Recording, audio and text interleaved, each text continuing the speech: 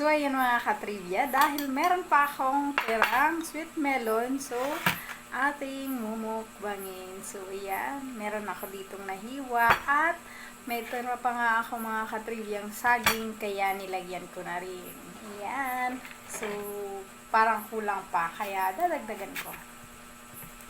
Ayan.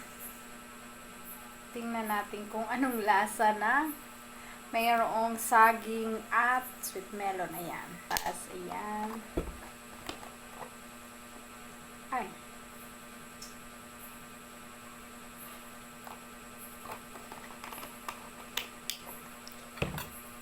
Check natin kung anong lasa.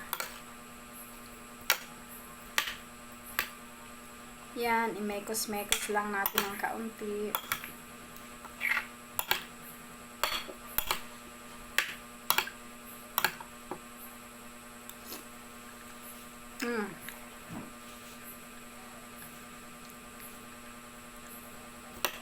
Yummy siya kasi nagkakaroon ng tamis yung sweet melon. Ayan.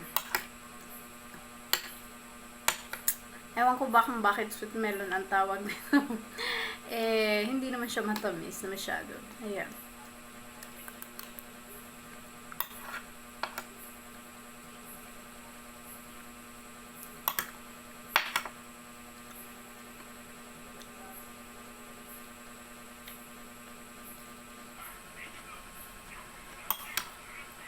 Yummy.